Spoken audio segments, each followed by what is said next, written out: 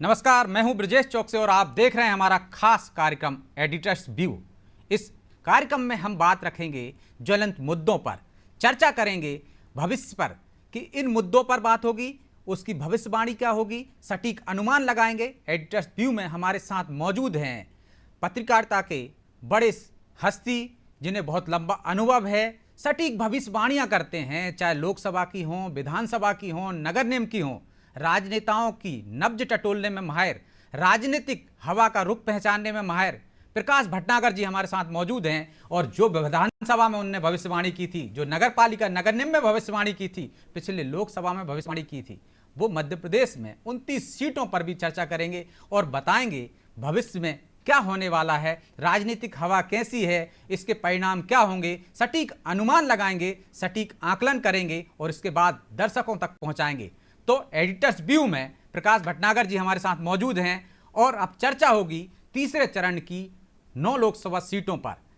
तो प्रकाश जी, 9 लोकसभा सीटों पर हमने देखा है तीसरे चरण में एक जबरदस्त बदलाव देखा है। पहले चरण दूसरे चरण में मतदान प्रतिशत कम होता है, लेकिन तीसरे चरण में कुछ खास सीटों पर अचानक 1 से लेकर 2% तक की बढ़ोतरी होती है। इसकी क्या वजह देखते हैं आप? इसमें वहां मौजूद जो बड़े नाम मैदान में हैं वो वजह हैं या कोई अन्य कारण है? देखिए, एक चीज़ कि राजनीति में भविष्यवाणी करना बहुत कठिन काम होता है। बिल्कुल। और हम कोई ग्रह नक्षत्रों के आधार पर भविष्यवाणी नहीं करते ब्रजेश जी। लेकिन अनुमान जो लगाते हैं। चीज़ों का विश्लेषण करते हैं, जो पहले हो चुका है, जो भविष्य में हो सकता है, क्या माहौल दिख रहा है, उसके आधार पे हम बात करेंगे। बिल्कुल। तो मध्य प्रदेश के अंदर हम देख रहे हैं कि पहले 2 चरणों में मतदान कम हुआ था, लेकिन तीसरे चरण में कमोवेश मतदान काफ़ी अच्छा हुआ और 2019 की तुलना में थोड़ा सा कहीं कुछ कम हुआ है और कहीं कहीं थोड़ा सा ज़्यादा हुआ है। तो ये 2 चीज़ें हैं। यहाँ पे मैं एक चीज़ हम तथ्यों के साथ में स्पष्ट कर सकते हैं कि मतदान का ज़्यादा होना या मतदान का कम होना, ये दोनों चीज़ें किसी नतीजे पर पहुंचने में हमारी बहुत अच्छे से मदद नहीं कर सकती हैं।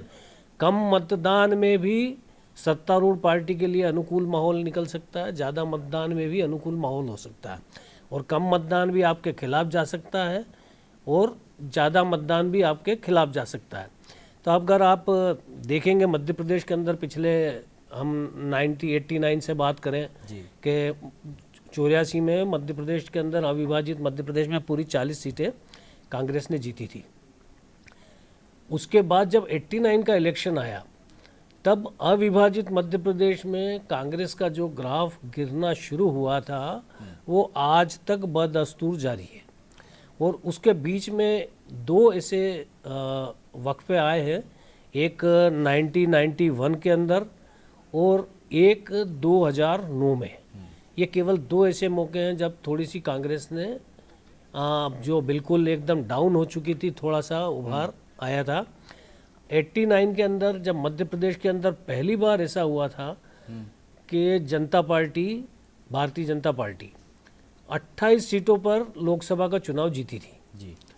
और 4 सीटें, चूँकि उनका जनता दल से कॉम्बिनेशन था, आपस में सहयोग था, तो 4 सीटें 32 सीटें बीजेपी ने लड़ी थी, उसमें से 28 सीटें जीती थी। एक टेक्निकल तौर पे बीजेपी के चुनाव चिन्ह पे प्रहलाद पटेल चुनाव जीते थे जी। लेकिन वो बीजेपी से उस समय, चूँकि बीजेपी ने वो समझौते में जनता पार्टी को सीट दी थी सिवनी की, लेकिन वहाँ पर कमल का फूल के चुनाव पे प्रहलाद पटेल चुनाव लड़े थे, बीजेपी ने उनको निष्कासित कर, टेक्निकल वो बीजेपी के मेंबर थे। तो 28 सीटें वो, 4 सीटें जनता दल ने जीती और 8 सीटें मध्य प्रदेश के चुनाव इतिहास में 77 के बाद, 77 में कांग्रेस ने 1 सीट जीती थी और उसके बाद 89 में सबसे कम 8 सीटें जीती। तो उसके बाद आप देखेंगे कि लगातार, लेकिन फिर आप जो नेक्स्ट इलेक्शन हुआ 91 में, तब आप जब 89 की हम बात करेंगे तो 89 में बहुत वोट परसेंटेज नहीं था, ठीक है, मतलब आप 45 और 50% पोलिंग हुआ था और उसके अंदर भी बीजेपी को सफलता मिली थी। कांग्रेस का नुकसान हुआ था, सत्तारूढ़ पार्टी कांग्रेस थी मध्य प्रदेश के अंदर जी। फिर उसके बाद हम बात करेंगे 91 में बीजेपी की सरकार मध्य प्रदेश में थी, छत्तीसगढ़ में, और बीजेपी में मध्य प्रदेश में बीजेपी ने पहली बार अपने दम पे सरकार बनाई थी। हालांकि जनता दल उसका सहयोगी था, लेकिन उसका कोई मायने था, बीजेपी को अपने आप 2/3 बहुमत मिला था। उसमें 91 के अंदर फिर एक थोड़ा सा रिजल्ट बदला था और बीजेपी को जो है 12 सीटें मिली थी और कांग्रेस 27 सीटें जीती थी और 1 सीट बहुजन समाज पार्टी ने जीती थी और वोटिंग परसेंटेज हुआ था 44.35।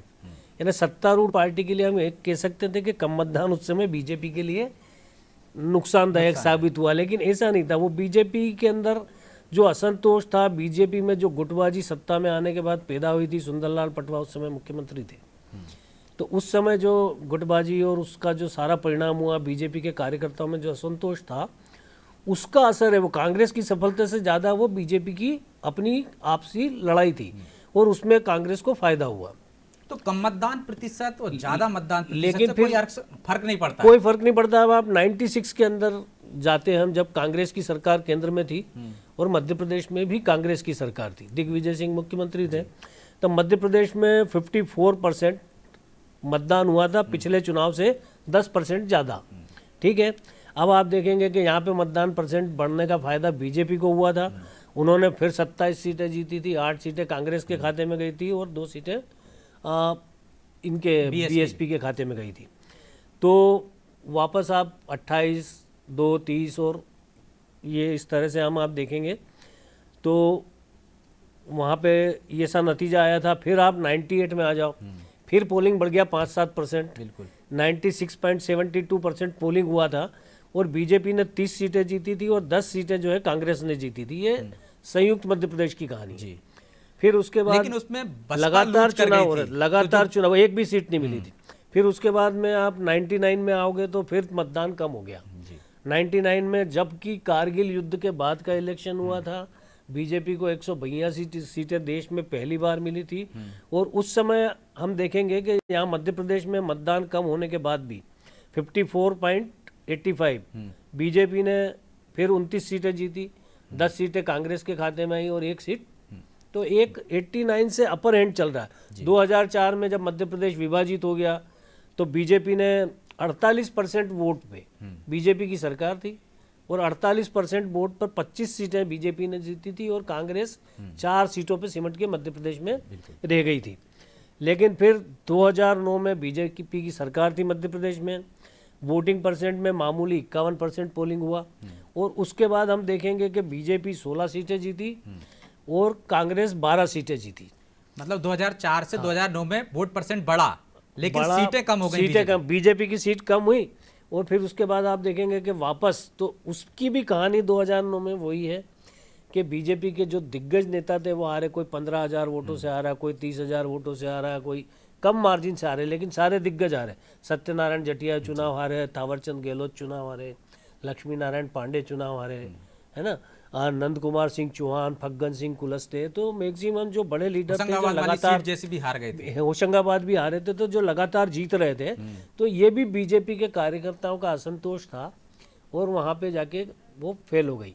फिर उसके बाद में हम बाद का चुनाव देखते हैं 14 में और 19 में, फिर बीजेपी 14 के अंदर 25 सीटें जीती, उसके बाद 19 में तो एक ही सीट बची थी छिंदवाड़ा और इस बार बीजेपी दावा कर रही है कि वो 29 सीटें जीतेगी। अब 29 सीटें कैसे जीतेगी, ये एक स्वाभाविक सवाल है, क्योंकि पहले और दूसरे चरण में हम देख रहे हैं कि मतदान कम हुआ, ठीक है, और ये मान रहे हैं कि भाई सतना के अंदर फाइट है कि वहाँ पर कठिन लड़ाई में बीजेपी है, मुरैना में फाइट मान रहे हैं, मुरैना के अंदर फाइट, ये आप फर्स्ट में आप सीधी रीवा मतदान कम हुआ, मंडला के अंदर तो ठीक हुआ है। तो मुझे लगता है कि जहाँ पे दमदार उम्मीदवार आमने सामने थे वहाँ पे पोलिंग परसेंटेज ज़्यादा हुआ और जहाँ पर बहुत वैसी फाइट नहीं है वहाँ पे मतदान प्रतिशत गिरा है, लेकिन उसका कोई बहुत नुकसान बीजेपी के खाते में दर्ज होगा ऐसा मुझे नहीं लगता। लेकिन जहाँ पे ज़्यादा मतदान हुआ है वहाँ दोनों ने, जैसे छिंदवाड़ा में पिछली बार से 2% कम हुआ, लेकिन 79% मतदान हुआ। कमलनाथ चुनाव लड़ रहे हैं, बीजेपी ने पूरी ताकत लगाई, अमित शाह ने वहाँ पे सभा की, पूरा मतलब जो भी संभव प्रयास छिंदवाड़ा को जीतने के लिए बीजेपी कर सकती है वो सब बीजेपी ने हाथ पैर मारे। तो इसके बाद छिंदवाड़ा वो जीतती है या नहीं जीतती है ये आप संचय में कर सकते। पिछली बार 82% पोलिंग में कांग्रेस 35,000 वोटों से चुनाव जीती थी, और तब भी उसके पास सातों विधायक थे वहाँ पे, और अभी भी सारे विधायक वहाँ पे कांग्रेस के हैं। और अब उनमें से एक टूट के आ कांग्रेस गया ने तोड़ा है, महापौर वहाँ पर टूटा है, लेकिन फिर महापौर ने कुछ अदला बदली की। तो कुल मिला के बहुत आप ये कह सकते हैं कि एक बहुत कठिन संघर्ष वहाँ पर कमलनाथ को करना पड़ेगा, जहाँ पर वो लगातार निर्विवाद रूप से चुनाव जीतते चले आ रहे थे।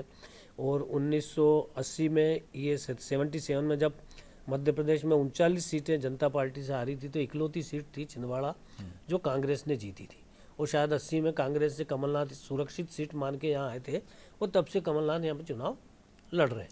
तो मौजूदा परिस्थितियों में क्या आपको लगता है कि 2009 जैसा मुकाबला मध्य प्रदेश में देखने को मिल सकता है, या 2019 से थोड़ा बहुत अंतर है बस? देखिए, मेरे को लगता है 2009 की तो कोई स्थिति नहीं है अभी हाल फिलहाल, क्योंकि बीजेपी ने कई सारे प्रयोग किए हैं।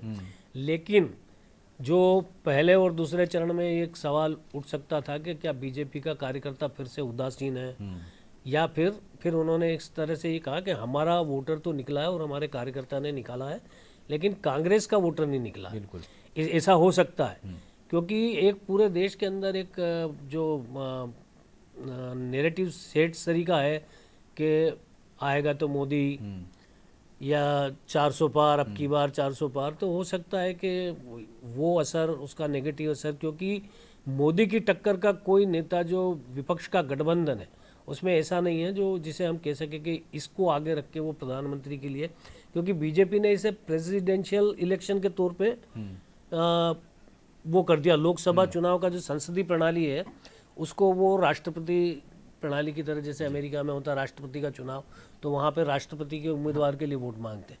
हमारे यहाँ सीधे प्रधानमंत्री उम्मीदवार के लिए वोट मांग रहे हैं। ये सब बीजेपी कर रही है। ऐसा पहले भी होता रहा है, ऐसा होता रहा, लेकिन ये सीधा सीधा कभी नहीं हुआ। एक ये होता था कि भाई ठीक है कि इंदिरा गांधी ही मतलब प्रधानमंत्री, कांग्रेस सरकार में आएगी तो बनेंगी, या ये होगा। अटल जी के समय अटल जी के नाम को घोषणा करके बीजेपी ने चुनाव जीते, और अब नरेंद्र मोदी तो पूरा मोदी पे फोकस हो गया कि आपका वोट जो है मोदी को फिर से सत्ता में लाएगा। वो तो आपके सांसद की बात ही नहीं कर रहे, लोकल इश्यूज की बात ही नहीं कर रहे। वहाँ तो सीधा सा है कि आप कमल के फूल को वोट दो, उम्मीदवार कौन है इससे कोई मतलब नहीं, मोदी उम्मीदवार है। तो ऐसा ये चुनाव पहला है। 14 में भी ऐसा नहीं था, लेकिन ये चुनाव पहला ऐसा है जो हम कह सकते हैं कि सीधा मोदी के लिए वोट मांग रहे हैं। और चूंकि अभी एक प्रयोग भी उन्होंने किया पिछले विधानसभा चुनाव में, कि जब मध्य प्रदेश, छत्तीसगढ़ और राजस्थान में उन्होंने मोदी को आगे रख के और वोट लिए, और आश्चर्यजनक तौर पे तीनों राज्यों में बीजेपी ने सरकार बनाई, जहाँ पे मतलब तीनों ही राज्य एक तरह से 18 में कांग्रेस ने जीते थे, बीच में मध्य प्रदेश में थोड़ा सा बदलाव हुआ कांग्रेस के अंतर्कलह के चक्कर में, लेकिन छत्तीसगढ़ में आश्चर्यजनक रूप से अच्छी सत्ता में वापसी की, तो जहाँ पे टक्कर मानी जा रही तो थी। आप ये कह सकते हो कि वो एक लिटमस टेस्ट किया होगा उन्होंने मोदी के नाम का कि क्या असर होता है। तो मुझे लगता है कि वो असर कारगर साबित हुआ। तो क्या ऐसा टेस्ट हमने देखा है कांग्रेस ने भी किया था? क्या भारत जोड़ो यात्रा के दौरान किस तरह से कर्नाटक में उनकी सरकार आ गई थी, वो भी एक चेहरा खड़ा करने की कोशिश कर रहे थे, क्या कर पाए? नहीं, देखिए, चेहरा खड़ा करने की कोशिश तो एक स्वाभाविक तौर पे उनका नेतृत्व गांधी परिवार से, राजीव गांधी, राहुल गांधी। तो राहुल गांधी 2004 से लगातार राजनीति में सक्रिय हैं। कांग्रेस की राजनीति में पार्टी के महासचिव से लेके कांग्रेस के अध्यक्ष तक सारी चीज़ों पे वो रह ली है, लेकिन उसके बावजूद कोई बहुत पॉजिटिव रिजल्ट तो कांग्रेस के फेवर में नहीं आया। 2009 में कांग्रेस ने 206 सीटें जीती थी जी, ठीक है, 206 सीटें जीती आपने, मतलब जो लोकसभा की आधी भी नहीं है जी। तो वो आपका जो लगातार वो गिरा था, ग्राफ गिरा था, तो वो बीजेपी की असफलता के कारण वहाँ पे कांग्रेस प्लस हुई थी। आडवाणी को आपने प्रधानमंत्री के तौर पे पेश किया था, और आडवाणी को मुझे लगता है देश की जनता ने हजम नहीं किया, एक तरह से आप कह सकते हैं। बीजेपी के लोग भी, चूंकि एक पाकिस्तान प्रकरण हुआ था जिन्ना का, जिन्ना के मजार पे जाना, मजार पे गए थे, कुछ तारीफ की थी, तो बीजेपी के लोगों को पसंद नहीं आया, एक कारण वो हुआ था। और 2014 में उन्होंने आडवाणी को साइडलाइन करके और नरेंद्र मोदी को सामने लाया, तो फिर से आप देख रहे हैं कि कांग्रेस डबल डिजिट में पहली बार आई। बिल्कुल, दूसरे चुनाव में भी उससे उबर नहीं पाई है, और इस चुनाव में भी वो 3 अंकों पे आएगी, इसकी कोई गारंटी नहीं है। तो मुझे लगता है कि सबसे बड़ी बात यही है कि जो नेतृत्व की कमजोरी का कांग्रेस सामना कर रही है वो उसके लिए सबसे बड़ी उलझन है, क्योंकि आफ्टर ऑल पूरे देश में जो बीजेपी अब एक बड़ी पार्टी के तौर पे बदल चुकी है, वो कांग्रेस जो बड़ी पार्टी थी वो उसकी व्यापक पहचान पूरे देश में आज भी कायम है, लेकिन चुनावी नतीजों में वो बहुत सिमट के एक क्षेत्रीय दल सरी का उसका आधार रह गया है। आपने कहा कि 400 पार का एक नैरेटिव सेट करने की बीजेपी ने कोशिश की थी, पहले और दूसरे चरण में मतदान प्रतिशत कम हुआ था, तो क्या ये नैरेटिव जो सेट करने की कोशिश की, जो लक्ष्य दिया, उससे बीजेपी के कार्यकर्ताओं को ही लगा कि हम 400 पार तो कर ही रहे हैं मोदी जी के नाम पर, तो उसमें जो जोश था वो कम पड़ा, इस वजह से पहले और दूसरे चरण में मतदान कम हुआ? ऐसा होना तो नहीं चाहिए था कि इस नारे के बाद कि जब आप 400 पार की बात कर रहे हैं, मोदी जी तो अभी भी अपने भाषण में कह रहे हैं कि मेरे को 400 सीटें चाहिए, ठीक है, लेकिन प्रैक्टिकली संभव नहीं है कि बीजेपी को 400 सीटें मिले, क्योंकि अभी बीजेपी का दायरा कई सारी जगह पे कम है।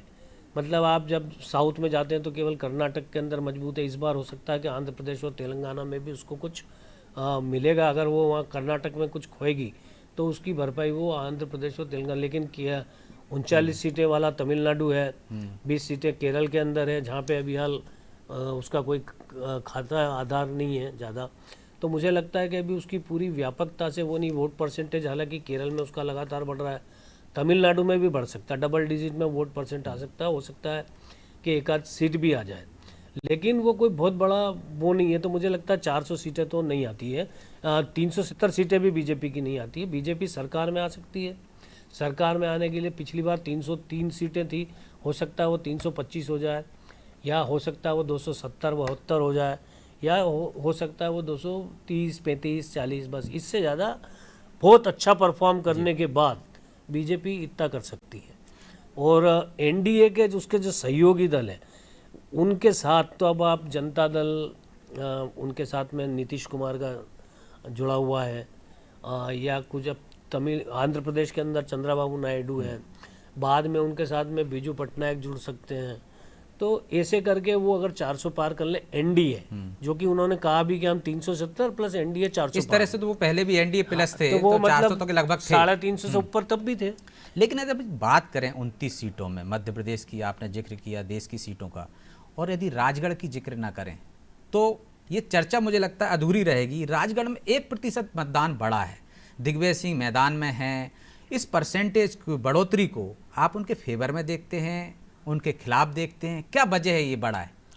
देखिए राजगढ़ के अंदर, राजगढ़ जो है शुरुआती जो इलेक्शंस हुए थे उसके अंदर कह सकते हैं कि कांग्रेस जीती थी वहाँ, लेकिन जब जनसंघ के ज़माने से वहाँ पे बीजेपी को सफलता मिलती रही है, और वहाँ पे राजगढ़ के लोकल भी नहीं, बाहर से आके लोग, कर्नाटक से जगन्नाथ राव जोशी मध्य प्रदेश में राजगढ़ से आके चुनाव जीते, जनसंघ से 71 का चुनाव भी वहाँ पर बीजेपी ने जीता था, 77 का चुनाव भी वहाँ पे बीजेपी ने जीता था जनसंघ के तौर पे, तो मुझे लगता है कि वो कोई बहुत मजबूत नहीं। 7 चुनावों में 7 बार वहाँ पे कांग्रेस जीती है, 7 बार वहाँ पे बीजेपी ने चुनाव जीता है।